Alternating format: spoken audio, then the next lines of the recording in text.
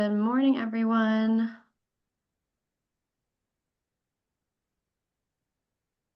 All right, happy Monday. Thank you so much for joining us for this conversation this morning.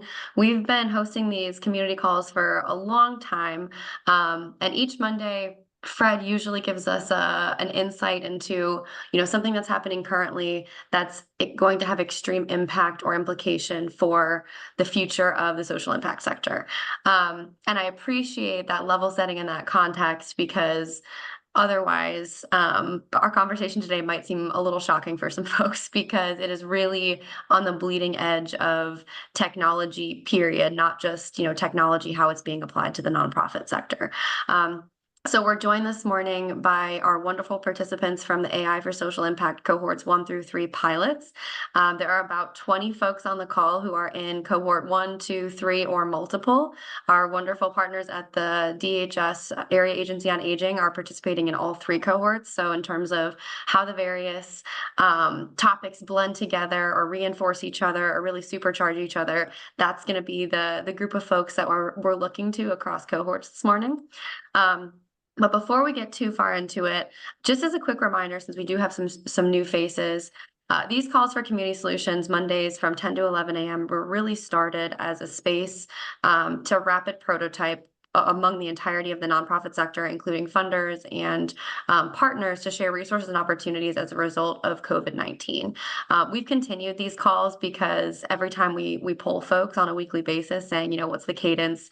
Are these still valuable? Everyone says, please continue to have these conversations weekly. And so since March of 2020, when they really started, we've had 5,215 Zoom meetings with 44,538 participants. And so when it comes to immediate response and feedback from the TFF ecosystem, partner organizations, bringing new folks in to have conversations, this is a really excellent space to hear about what's up and coming or impacts short and long term for community needs and nonprofits. So I'm going to be very brief. As you know, the Forbes Funds aligns all of our work with the United Nations Sustainable Development Goals, social determinants of health, and the 8 returns on investment for the model of our work. I think that this morning's conversation is actually going to impact pretty heavily all of these different areas. So if you're looking at a specific goal, quality education, reduce inequalities, sustainable cities and communities, there are already artificial intelligence applications to each of those goals that allows them to be more effectively and efficiently addressed. The thing that we're going to be focusing on today, with the support of Mad Labs and our participants, is why this AI needs to be ethical, accountable, and humanity-centered. Why does it really matter that this is happening specifically within the social impact sector? And what are some of the values and goals of the co-designers and the nonprofits that are part of this cohort so far? What are some of the values that they're really bringing to this space?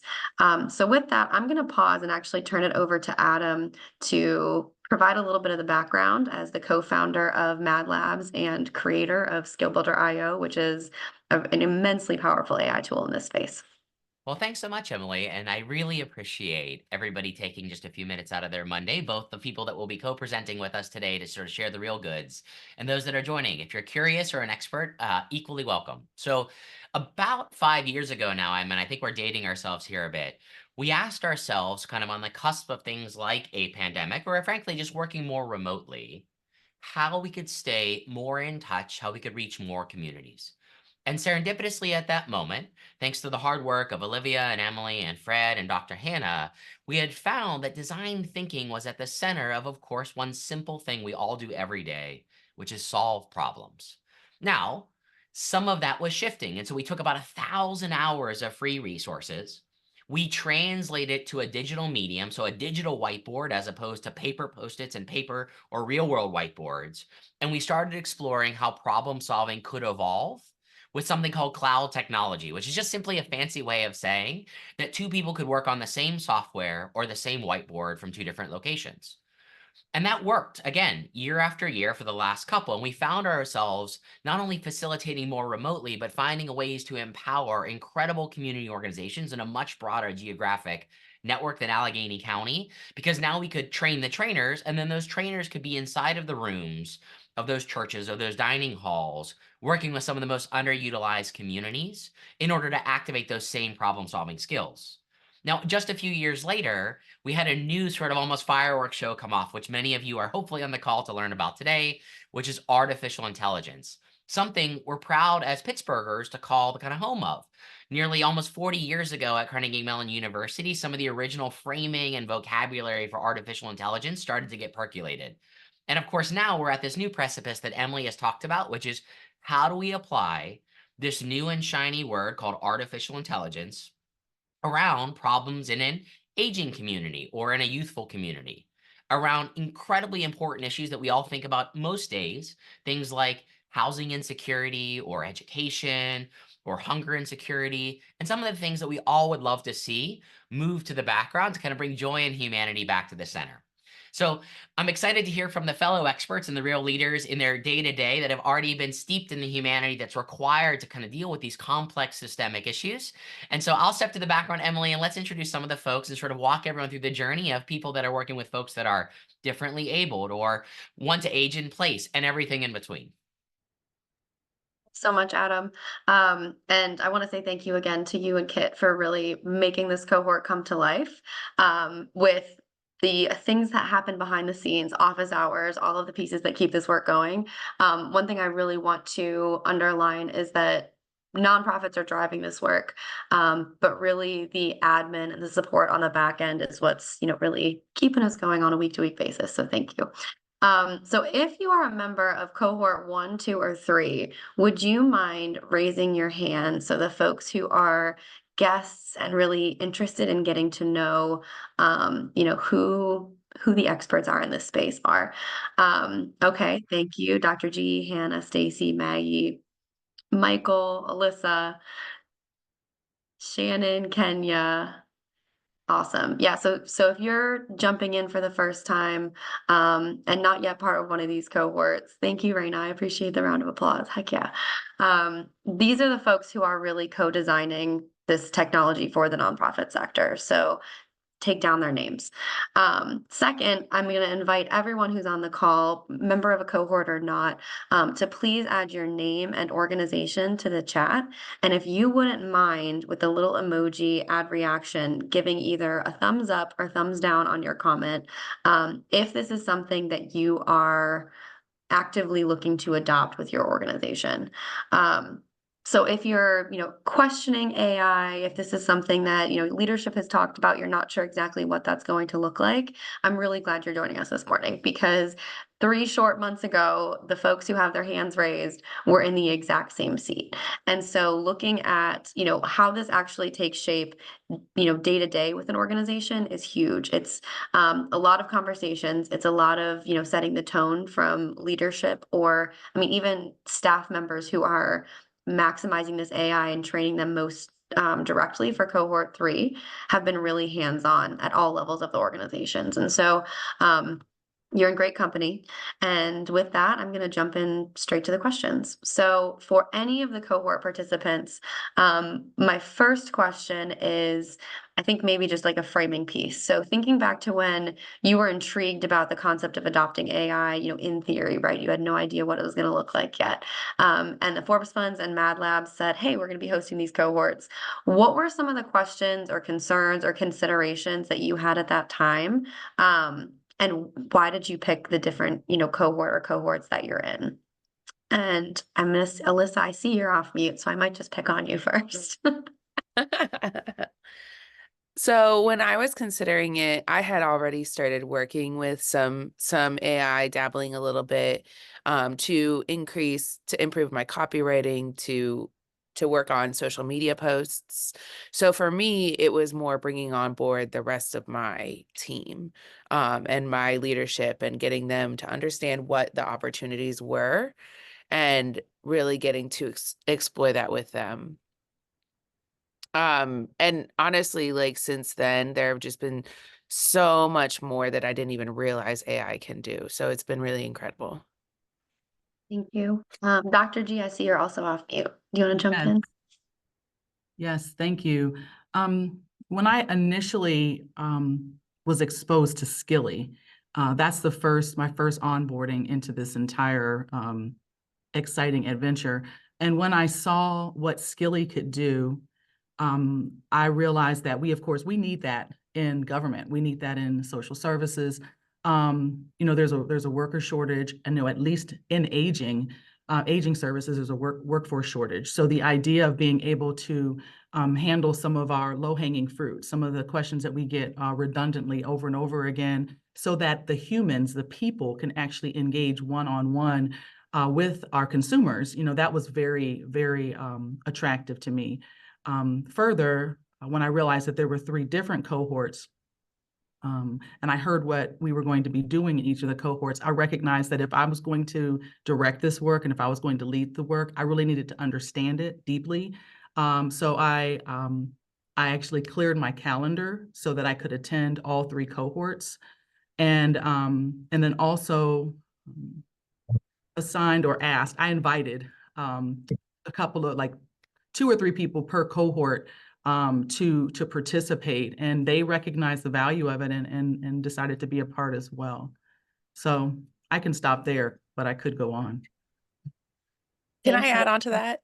Yeah, sure. I think that multifaceted cohort is so important, and I didn't really realize it until we've gotten this far into it. With building our own AI assistant, there's just a lot of upfront work and training and personalizing that tool to your organization. By being in cohort 2 as well, we're having a deeper understanding of the possibilities, both within what we're learning in cohort 2 and what the AI assistant is able to do for us. Thank you both. And I just got a question in the chat, which I so appreciate. I'm going to share my screen again really quickly as a refresher for folks who might have been, who might be in one cohort, but just want a refresher on what each of them covers. So you mentioned actually training and building out an AI assistant. So that's something that's happening in cohort 3 for folks who haven't seen these descriptions in a little while. And kind of working backwards, cohort 3 is like, I am launching and employing an actual artificial intelligence support or assistant, and looking at Skill Builder or the Skillies that are going to be shared live on June 26th as part of Demo Day. And this is where website inquiries can actually be made externally facing, logged. There's a constant up-to-date sharing of information that the AI has learned and been trained on the employees of the organization, and can actually autonomously answer questions.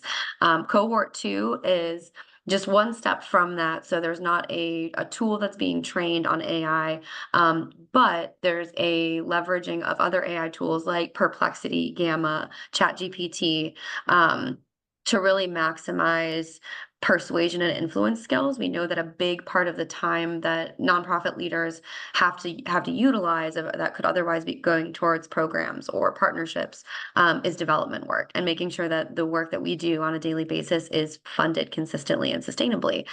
So looking at how AI can actually take some of those tasks off your plate and help you build scripts and relationships that are specific to even a specific personality, to increase the chance of getting funded. That's the power of cohort 2.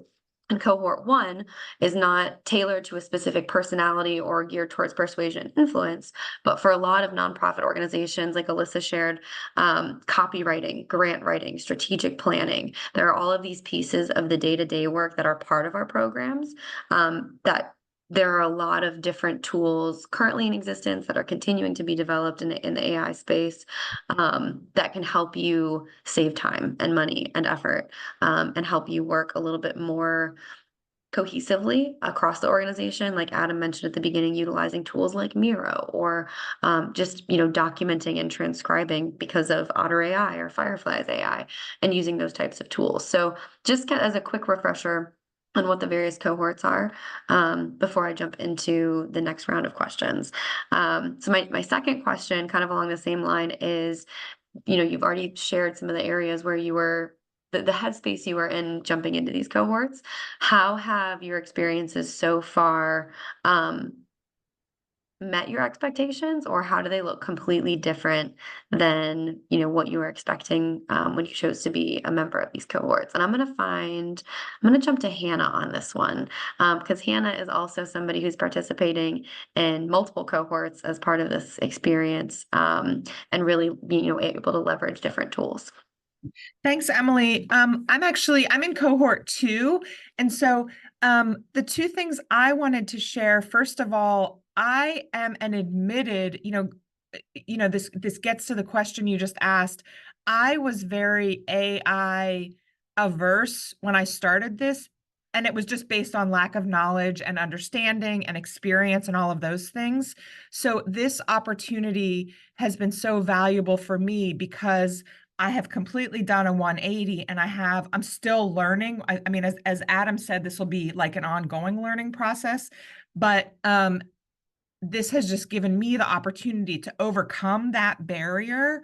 And the other thing I wanted to say that gets to your second question is, in addition to the AI components, one thing that we are doing in cohort 2, it's like an added almost leadership training or something with the things that Emily was just saying in terms of the added sales and persuasion and some of the content that we're going through. So it's more, my experience has been that this has been more than just about AI for my learning.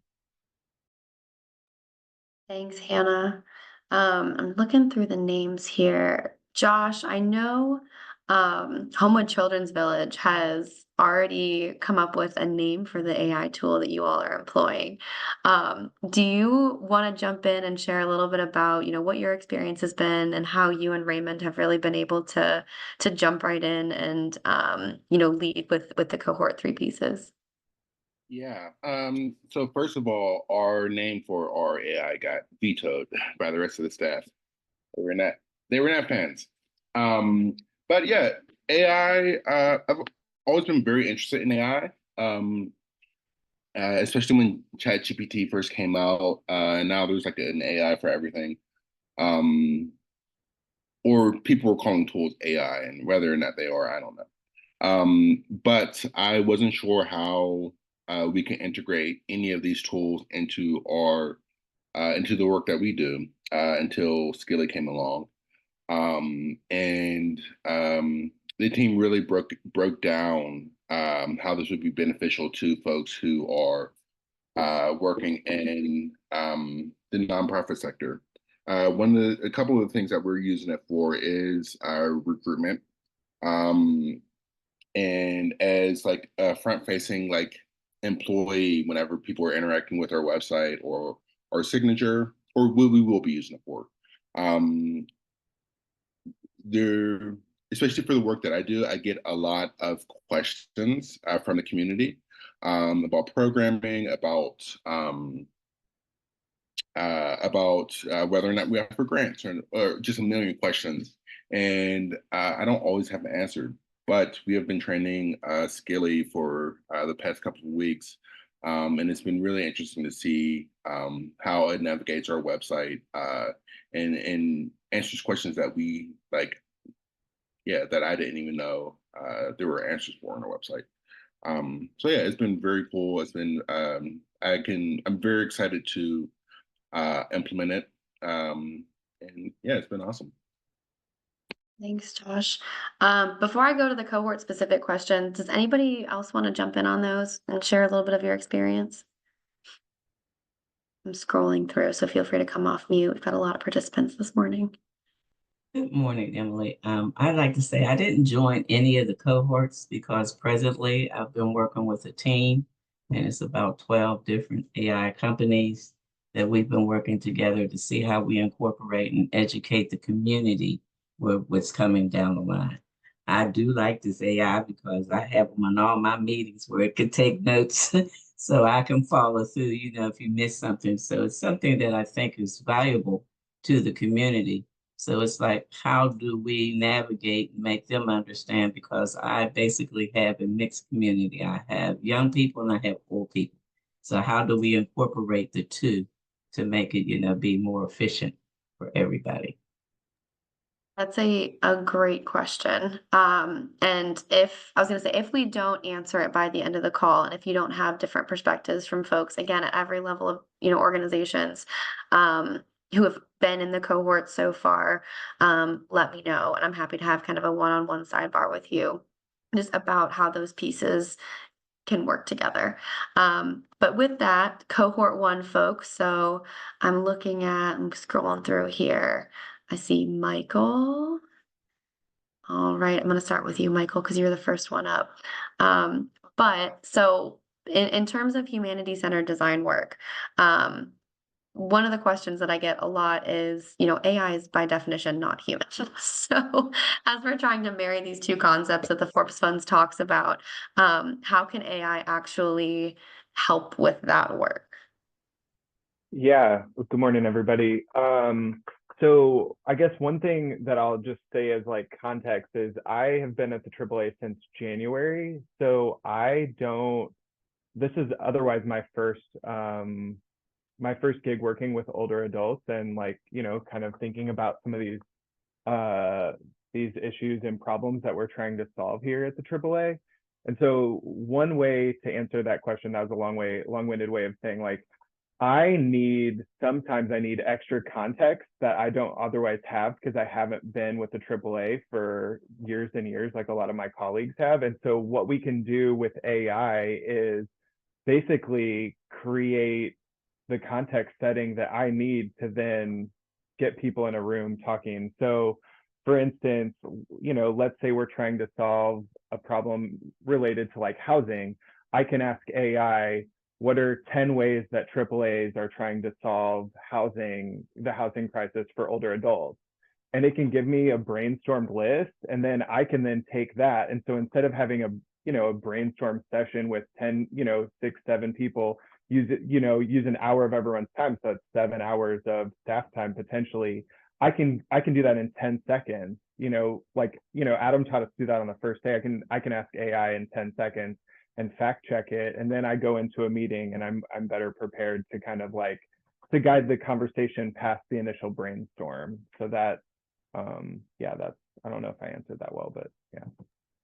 Yeah, absolutely. And I'm thinking it might be helpful for Maggie or Lindsay to jump in too, because I know a lot of the conversation around AI is, what it means for artists. And so as an organization that serves a lot of artists, and you're finding a way to leverage AI, how are you making sure, again, to keep the humans and what we can create and what we can accomplish at the center of this work?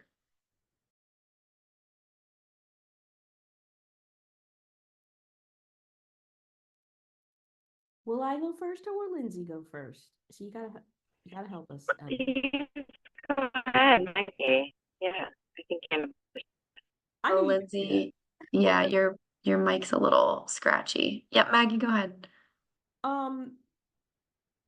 Yeah, so we started the project, Lindsay and I and a couple others who I'm not sure are on this call, signed up for this in service to our Black Arts Pittsburgh project that we're doing to attempt to help the whole community of Black artists and arts organizations in our region promote and market themselves together and also increase their marketing capacity. So when it came up, it was like the way you all described, the sessions and the cohorts, it seemed like it was because we're trying to develop something that's as cutting edge as possible and also useful. But I don't think we really knew what we were getting into, honestly. I think it was just like, oh, AI, let's and me personally, I was also very interested in it just because I was, at least up to 6 months ago, if not at least a year ago, if not 6 months ago, a naysayer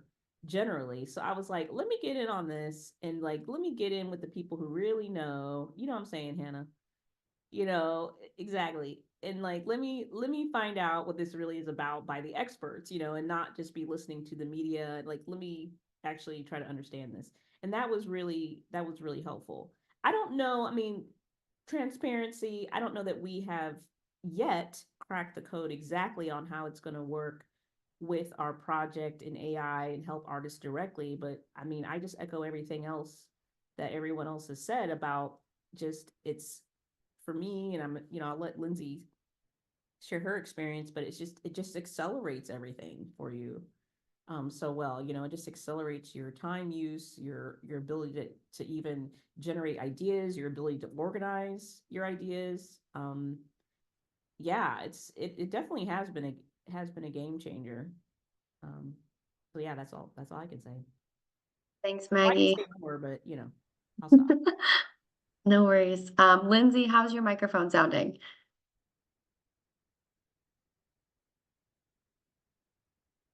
Uh-oh, you're on mute. So I think I'm in a bad Wi-Fi spot. We can I'll hear you just drop better a now. Okay, great. Yeah, I can that Maggie's comment about accelerating some of our thinking. I think it was good sort of side by side between what you could do without employing some AI tools and sort of thinking in terms of what research questions that but kind of how can some of our thinking um, against, kind of what others might suggest.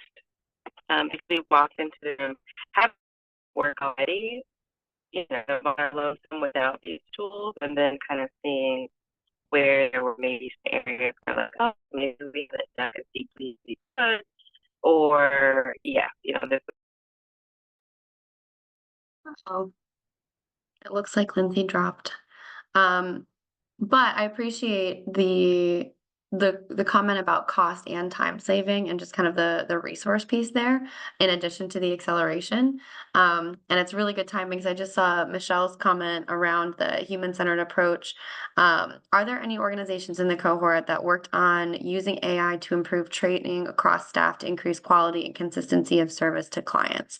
I absolutely love that questions. And I think to Michael's point at the beginning, being so new to the AAA, I think it's kind of happened informally, and I see Dr. G just responded.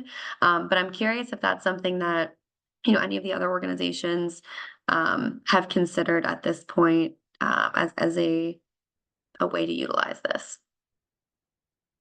And if not, I can jump in because the Forbes Funds is also training a skilly and thinking about onboarding.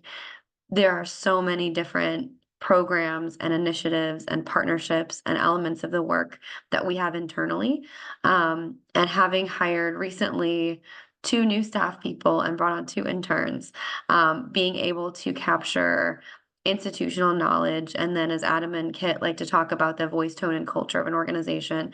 If somebody asks about the 6th pivot and why the Forbes Funds is moving towards leveraging technology and entrepreneurial operating systems to support nonprofits, Fred and I are going to answer that question very differently. And so looking at, how that intertwines with GPNP member benefits versus overall vision of the Forbes Funds, the AI can capture and like reiterate both of those pieces and both of those different types of communication. And so Dante, I see you have your hand raised as well. Do you want to jump in on that? Because I saw your comment in the chat related to onboarding pieces earlier. Yeah, absolutely. No, you were starting to touch on it yourself there, Emily, of the capturing different tones and ways of speaking in how the messaging comes out from an institutional or a cultural knowledge point. I helped a little bit of inputting some of the EIR focused information from the Forbes Funds into our Skilly as well.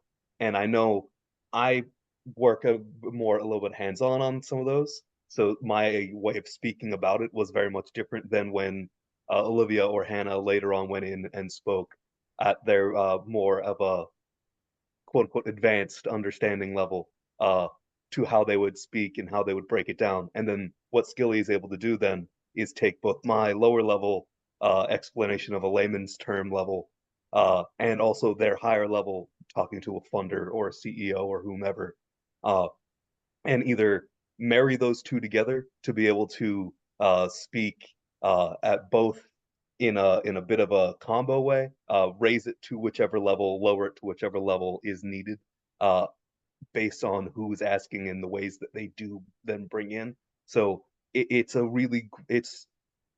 when people say training a new assistant level, it really is like having a person there to accurately judge what type of answer is appropriate in those situations. And it's been really interesting to see just that, like how much it grows from just even one new data point answer that is put in uh, at something as simple as just what do we do in X situation for this program?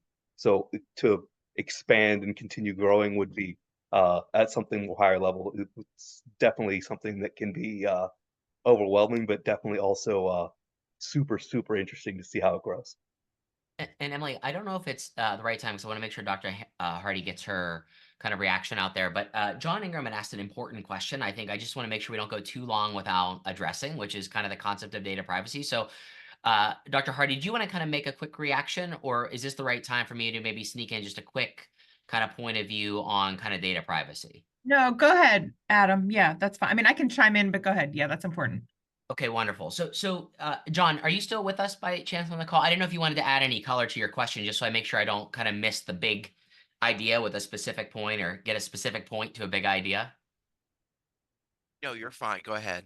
Okay, great. So here is, I think, what's going to be hopefully a really empowering, but also kind of disorienting and frustrating point about artificial intelligence, which is that when I think about data privacy in any technological solution, right? So if you think about how you design for anything, the first principle is like do not harm.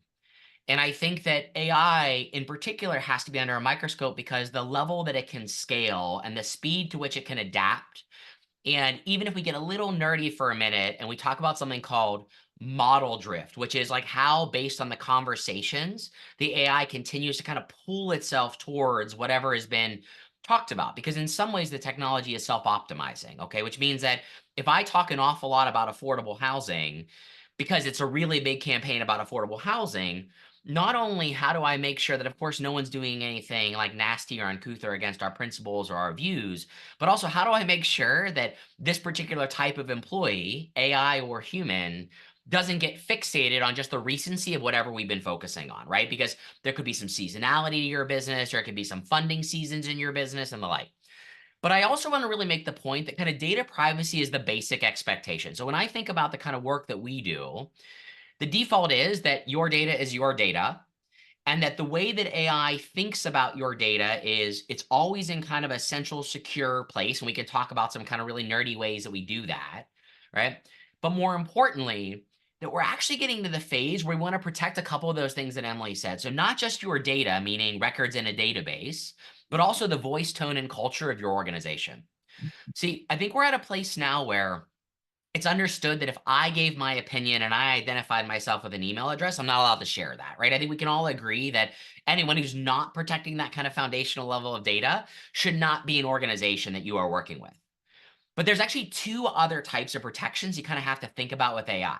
One, and this is very reflective of a lot of us doing work to kind of train our first AI employee, is there's something called large language models. Maybe you've heard of these headlines of like ChatGPT or Claude or Hugging Face, and there's a bunch of other kind of weird sounding fun phrases. The point, though, is you actually have to protect yourself a little bit from your local and proprietary information just kind of going out into the ether.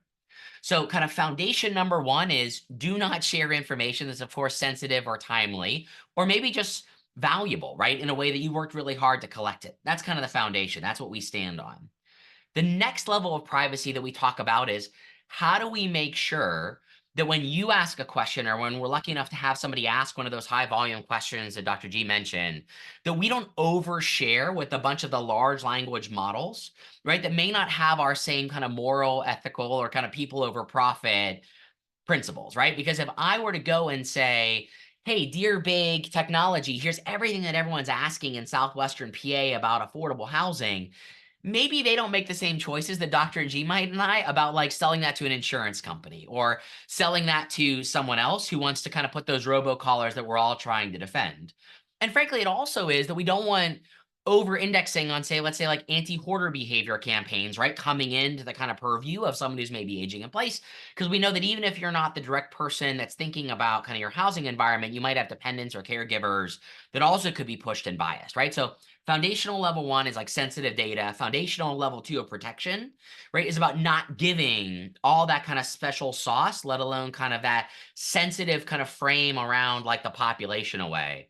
But actually, the third point is actually the most important point, in my opinion, which is as you continue to develop a proprietary voice, tone, or culture, like Emily and others have talked about, it's that that voice, tone, and culture doesn't get taken. And there's a really kind of famous recent example of this where Scarlett Johansson, who happened to play an actress in a sci-fi movie that kind of represented AI a number of years ago, found out that one of those kind of big giants actually just took her voice, right? Or took her voice in a capacity where there was too much confusion about it, just like we think about kind of trademark infringement or the like. And I think that's really, really important to kind of find and explore, right, in steps of how do I use AI to design my own problems so I can get really articulate, right? How do I choose to accelerate my own ethical persuasion and influence with AI so that by the time I get to quote unquote hiring my first AI employee, I've sort of also developed as a leader or a manager in a different headspace to understand where the risk lives. Because in a human manager context, right, we worry about people maybe going into, you know, a professional environment and sort of talking about trade secrets or accidentally kind of giving away kind of partnership or community disclosure. AI actually doesn't have any of that temptation, which is a great thing. But because we have to borrow from other technologies in small doses so that all the expense doesn't come back to the social impact or government organization, we also have to have those types of layered and tiered protections as well. So, John, you have to forgive me. That was a very long way of answering what I think is like an infinite, like a discussion or topic we could probably spend days on. But, John, did you want to kind of poke at that at all? Did you want to kind of challenge anything we're saying, or maybe offer an example, or of course anyone else on the call is more than welcome to. No, it is complex, and I feel like more conversation has to be made about that conversation because we need to distill it down to something that people can understand when they're, really seeing the aha moments of AI, so that they're somewhat conditioned and understanding that you've got to think about what you're doing here and making sure that you're offering your services with a level of integrity. And how can that be communicated effectively? But I think you did a great job of kind of outlining that, but I feel like more of that needs to be developed and shared and kind of distilled down into something that everybody can kind of understand. But yeah, this is really helpful, and I don't want to take up most of the time here because I know there's a lot of great things happening. Yeah, Dr. G, do you want to react to that? I did have a kind of a Yeah. top point. Yeah, I just had the point that you stated when we first talked about it in the cohorts is that for the product that you are developing and that we are co-developing, our data are safe. So of course, when you talk about AI, I mean, that's like ubiquitous and we don't have any control over that. And I think that's where your very complex response is, has a place for conversation. But for the work that we're doing here, for people who we're inviting to be a part of Skill Builder, I think I really liked what you explained to us about how our data are in a box. They're safe, HIPAA compliant, and you talked about NASA, you talked about all those things, and that's what sold me on putting our data into your system. So if you could just say that as an expert and professional, I think that might also be a little bit helpful. And Dr. G, what's a wonderful kind of yes and moment here is, and this is probably, I think everyone can attest to this. One of the most common phrases I use with AI is you have to treat it like an employee. You can't treat it like a technology. And, one of the things I want to make sure that we all collectively think about, which is just a yes and again to John, and I know, Michelle, you had some points as well that echo kind of the HIPAA compliance and the sensitivity of data, is that, humans are traditionally the weakest link in our data security and our data privacy, right? So it's like, written out passwords on computer screens. It's not changing your password every 100 days, right? I mean, there's a lot of things where the human component can actually be kind of a big vulnerability. And I think what's really important here is we start from a point of view of, well, how do we train our human colleagues to not accidentally overexpose sensitive information about the community that they serve and is underutilized today? And then we take that same logic and we apply that pattern to AI, and then we ask ourselves, then what's different? Because I think if we get into the place of kind of trying to think about this as a totally original concept versus just an alternative form of intelligence, I think we're going to spend 3 years trying to think about like a perfect solution, as opposed to kind of starting with what we know works inside of our own organizations, which is to say, hey, there's topics we don't talk about and there's topics that we do. Right? There's information that you're allowed to share and there's information you're not. And in that same kind of employee handbook mindset, right, is where we're going to start our AI employee handbook as well. Now, the good news is about AI is that it doesn't get sick, tired, petty, selfish, inconsistent, or, kind of rot in terms of, kind of mental health or emotional health in the way we sometimes have to manage with like human capacity. On the other side, because it can move so fast and because it can calculate so broad, we have to understand about how that starts. And so, I would just say it out to Emily, if we ever wanted to have sort of a lunch and learn where we have more of a kind of whiteboard problem solving conversation, because I think the accidental thing that happens a lot in the academic world as opposed to the practitioner world is that we talk about so many hypotheticals that we forget that all those hypotheticals apply to a human being, right? A human being could copy data and send it out. A human being could accidentally send out the wrong email. A human being could be out of tone, voice, or culture because they don't have enough training or empathy as well. And I think that's actually the foundation of all these cohorts, right? Is to not actually look at it like it's a thing that we have to like one time set and forget, but rather in the same vein as a high potential, but maybe earlier stage employee, coach and support and react to in that way. And I think, if anybody else wants to weigh in, I think the more you think about the AI as maybe a, earlier career employee, the more effective and faster results you can have. And actually a lot of these kind of, hypothetical kind of sci-fi concerns end up fading faster and faster away, because you realize actually that the same stuff you're doing for your human colleagues is the same stuff you would do to enable your AI colleagues. That's a great point. And again, I'm really glad that we have like meeting transcriptions for this purpose.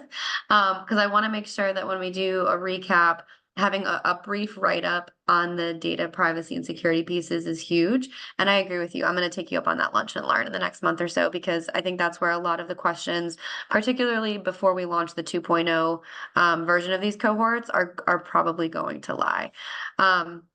But I don't want to get too deep into that just yet, because having a very technical conversation around that, I don't want to lose the persuasion and influence piece, or the power from cohort 2 specifically, because I think we've heard a lot so far about cohorts 1 and 3. I'm a participant in cohort 2, and there have been multiple times where I have been floored. Like my jaw has actually dropped, because looking at how AI can help not only scope the right thing to say because you have a skilly, for your organization, but going into a meeting, knowing that there's a person across from you that is like a specific personality. Adam, what was the statistic you shared about, if you take this approach, like what's the return on investment, or like percent you're more likely to be successful? Yeah, well, so here is the kind of the blind taste test benchmark we do, right? So out of 100 questions, right, we asked a human colleague, and we've done this now with dozens and dozens of organizations, from like nonprofit and social impact and government, but also in the for-profit sector, right? So thinking like retail or e-commerce or travel and tourism and things like that. So what's interesting about this is after about 3 days, right, your artificial intelligence, right, assuming you have a little bit of context and you're willing to kind of be authentic with them, is about as good as a 3-month-old employee at sort of responding to contextual questions. And after about 3 weeks of training, your AI is actually about as good as a 12 to 18-month-old employee. And, this is a really important. So Michelle had a really good follow on, because there's a lot of, especially in the social impact and government sector, a lot of work with vulnerable or transitory populations, right? People that were strong and creative and brilliant in their own right, but are either in bad luck because of choices or circumstances or a combination thereof. And it's really important to realize that when you give these answers, it's the sum of everyone that's ever answered, plus how everyone has actually responded to those answers with no fatigue, burnout, or exhaustion. And in the same regard, right, there's some public articles out there about even like healthcare and living clinical care where Sure, there's some opportunities where you have to be really guarded about not letting AI wrongly prescribe or react because of the way that the situation evolved. But the truth is that the majority of people, like over 80%, felt the AI was more patient and empathetic and complete and thoughtful, right, than the human clinicians, right? And if we just think about sort of that's maybe like the kind of like negative lens on the space, because clinicians are really busy. They spend less than 2.5 minutes between beds in hospitals. But now let's imagine the poor field worker that's on site like HCV is at like Westinghouse High School that's answering the same questions again and again and again and again. There's just fatigue there, right? And so what we have found is even if you look at the quality of information, which is dead center of bullseye because of the humanity that the team has already injected into it, you're just taking out all the fatigue, the exhaustion, the complexity of the world, our personal bias over time, right? And so it's no longer kind of reactionary in how we're going to feel. We're always going to be the best version of anyone who's ever given perspective.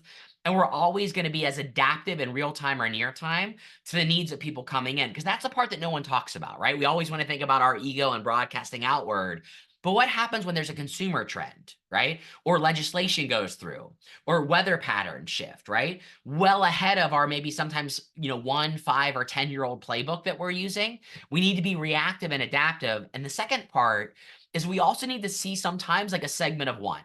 Like my circumstances are not the same as your circumstances, even if they appear at a squinting distance to be the same. And what AI does is not make a single assumption that you are like anyone else, except for if it can see a solution to provide to you.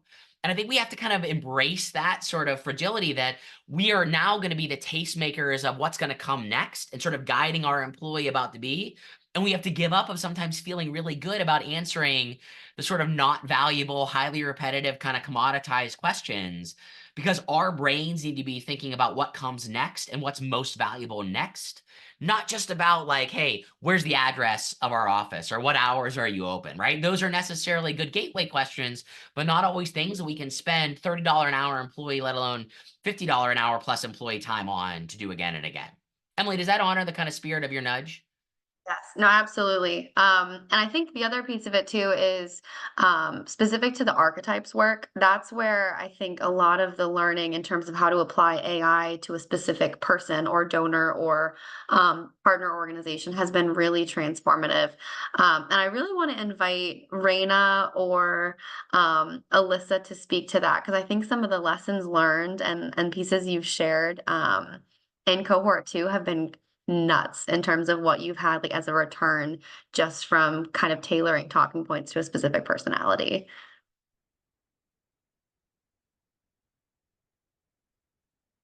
Raina, I Sure. saw you unmute. You're up. So one of the things in using AI I thought was most helpful was we have been partnering with a particular organization for many years, and I used the AI tool to see who their other partners were, to see what the competition was like or who we should be talking to. And I noticed the AI tool was not coming back with our area agency on aging name at all on any website anywhere. And that created a conversation at our next checkpoint about visibility and partnership, and using some of the language and knowing the personalities of who was in the room, targeting that conversation toward a visibility conversation and not necessarily about why are we not on your website.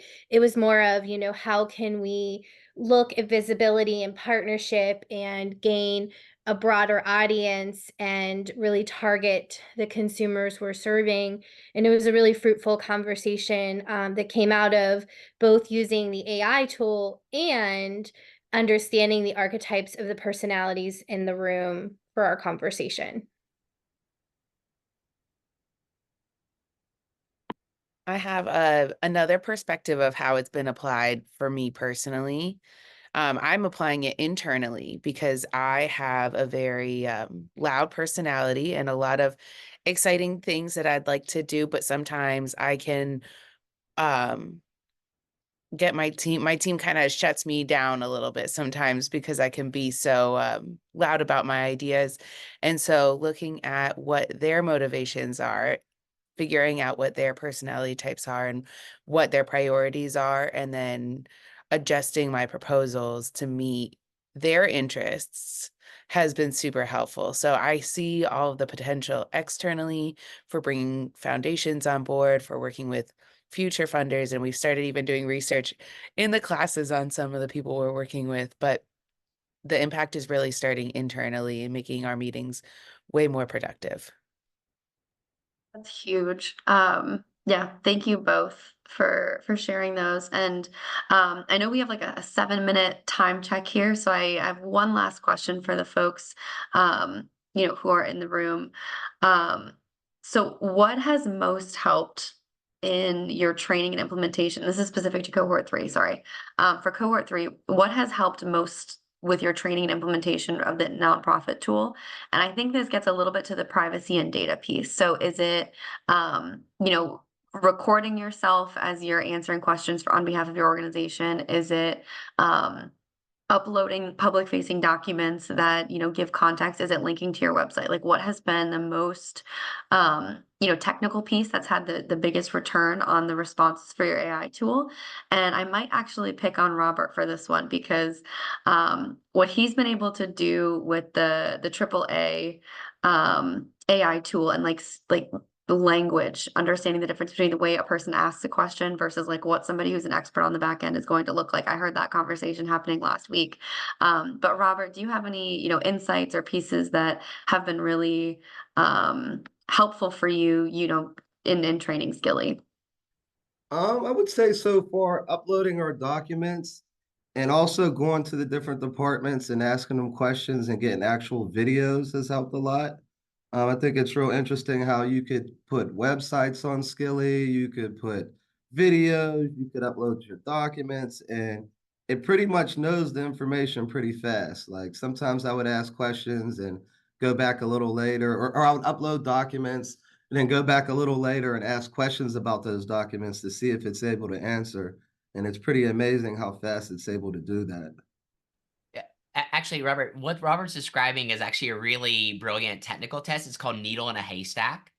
And one of the ways we test for things, both good and bad, right, is to ask a specific question that only a document could answer, right? So it can't, and we look out for things like, you maybe heard these crazy terms called hallucinating, right? Or inferencing, right? And so, Robert, I just think you're not giving yourself nearly enough credit.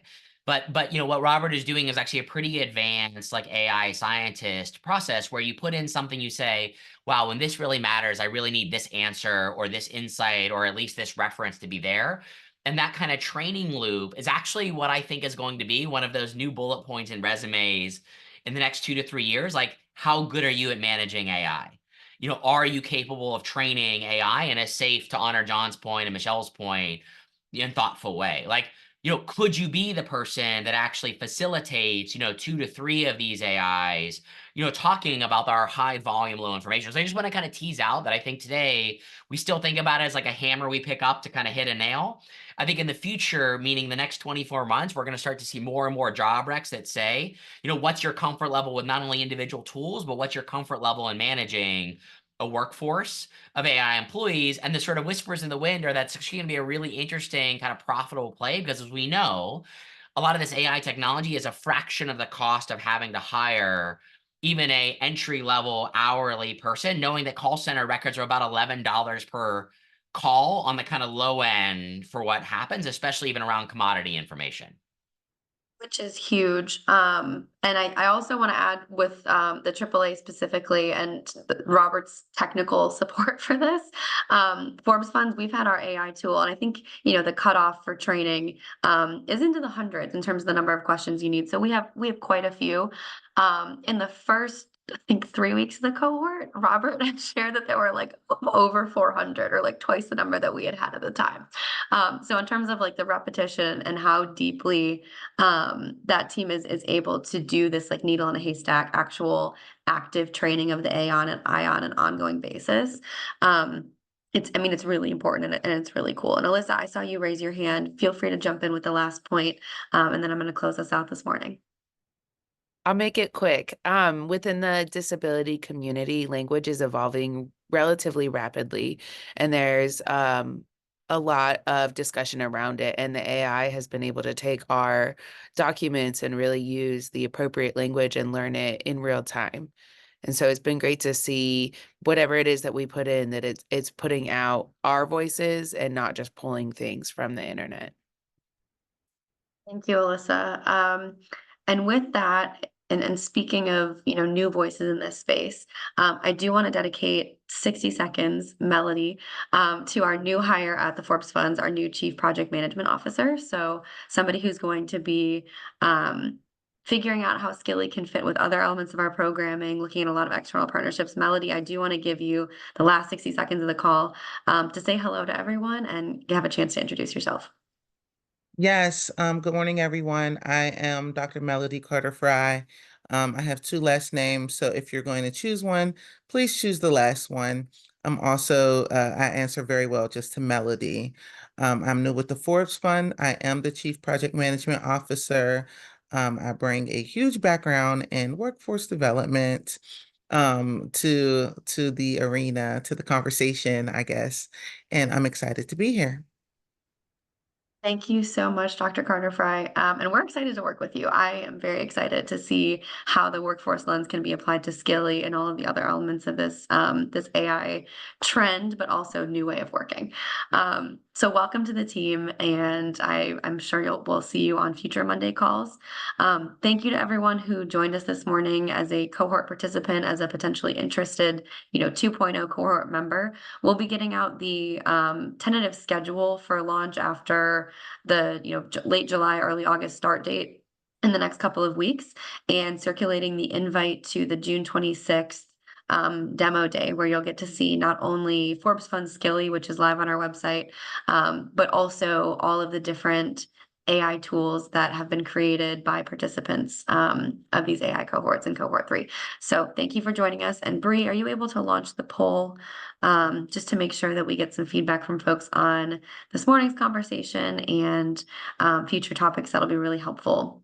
As you are answering those questions, Adam, do you have any, closing remarks, final thoughts for folks who are hesitant about enrolling in the next round or No, have questions Em, for we're you? not going to start in the negative frame. So I would say, I think, the single most powerful reality we all face is that if we're being authentic and honest, if you rate your comfort level and your usage, law of averages, most people's comfort level starts in the first third, which is on par with any new or emerging technology where it is. But I want to highlight that, within 1 to 2 sessions, right, most people are sort of in the 7 out of 10 or greater in terms of their comfort level.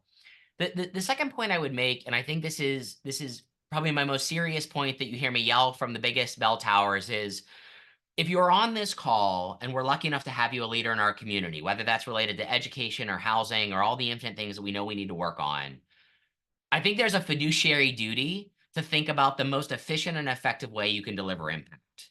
And I think that has to supersede your personal comfort. Because 9 times out of 10, maybe more, at least in my experience, the people that I'm trying to be a supporting character to be empowering to be whatever useful minion I can be, don't have the same choices I do to just not learn AI. And I think where I'm at with this and why I sit up here and I yell and I keep on getting knocked down and I get back up again like you do every single day of your lives is because I don't think that I am representative of the people that will be truly devastated if we don't think about how to do better job matching or workforce development or education. I believe it's those that we serve. And if you're serious about being a servant leader by whatever name or meaning that has to you, this is your moment, right? It is the least friction to start walking this path that it's going to be. And it can be the most inclusive if we co-design it together. So I want to sort of just ring that out there and say, hey, this isn't just another tool that I think we have to think about. I think the difference here is not will AI replace you, if that's what you're thinking in the back of your mind. It's how much another organization is going to replace the meaningful work and the history you have for good or bad if they're an organization using AI and you're not.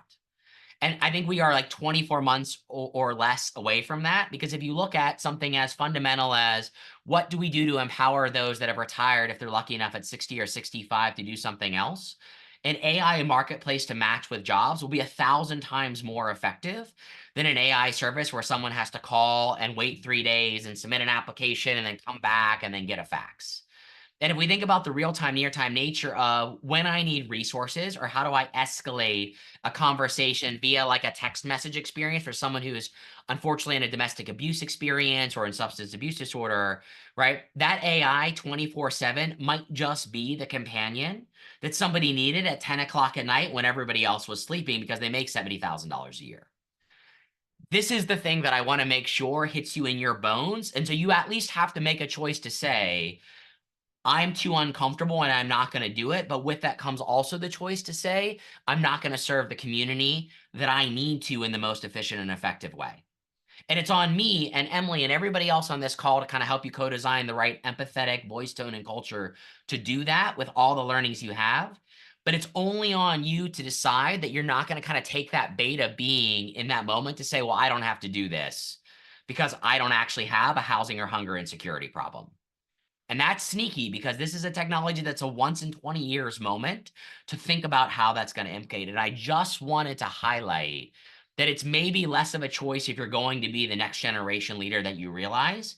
If you're serious about really serving the region, whether that region is national or domestic or a whole block wide. So I just wanted to kind of ring that in everyone's ears as the punctuation point, because if we don't stand up for those that don't have a voice, that don't have a choice, no one is coming. Not a single for-profit business is going to trade off the number of loan applications they have to adjust their style of technology. And we know that. Everything in our history tells us that, whether it's lowering bridges to loan or all the other kind of nastiest versions of redlining, like it's here, but this is our mighty slingshot, right? Like this is the moment that everyone here can actually punch at not just 50% better, but 100x better than they've ever been able to do without hiring a single data scientist, without hiring a single nerd like me to come in, except for maybe to be your sidekick and hopefully cheer for you on the sidelines because you are the experts. I am not, right? I just happen to know how to modularize some of this stuff to get us going. We will get there together. And I just want to say thank you for those that have already been participating and picked up the brushes with us and painted the canvas. And hopefully, you hear the ambassadorship and the advocacy if you're just learning about this to realize how important it is that we lock arms right now in this moment. And whether you're into aging or housing or domestic abuse or all these other incredibly important topics that we walk together, because it's the same people that oftentimes face all of these pillars of unfortunate circumstances. Thanks, Adam. Yeah, really, really bringing everything into context for us.